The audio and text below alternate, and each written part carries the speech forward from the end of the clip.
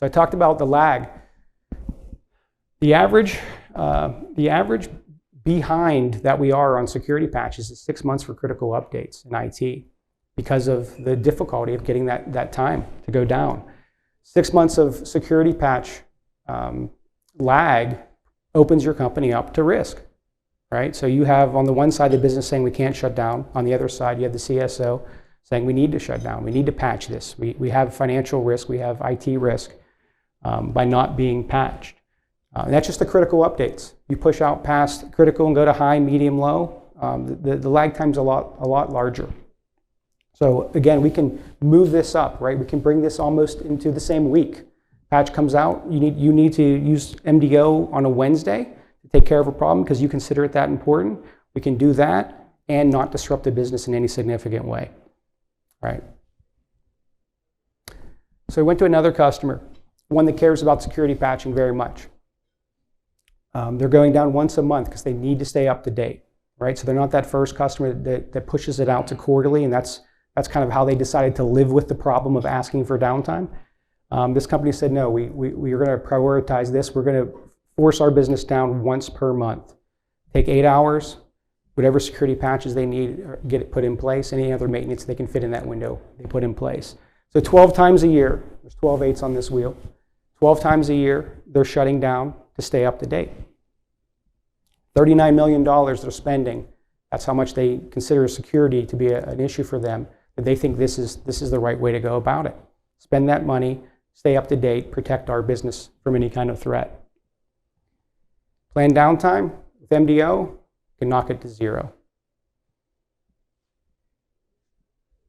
That has to make your life better, right? If I'm the CIO and I was taking a monthly window and I no longer have to ask for that, when it comes around time that I need the upgrade, when I need 2 days on a weekend to do something major, I have a lot more flexibility with the business to get that time to do that project right. My teams, instead of planning for the 8 hours every month to be efficient and working the weekends, can focus on the big project once a year. This gets more challenging as well with S4. So you see clients consolidating. Like we have a number of global clients and they're consolidating multiple business lines, geographies, geos into one central instance. So, you know, I was working with a client and they made an acquisition in Israel, which meant that they lost their Sunday, for instance, to be able to do upgrade work. That was now a day which was just not up for grabs. So the ability to solve these challenges as you have more eggs in one basket, so to speak, becomes more taxing, right? Because you've got to then herd more cats in terms of agreeing outage windows. So I think an S4 consolidation also sharpens the focus of this somewhat, I think.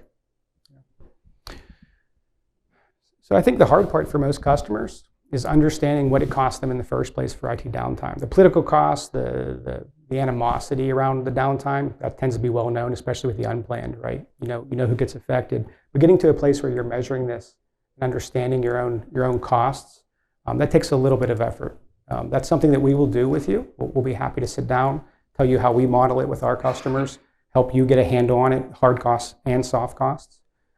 You're gonna well.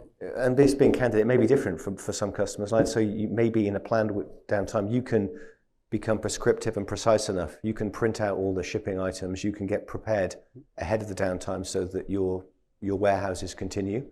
However, if something goes wrong, it's a mess. And those exercises are very taxing on all parts of the business.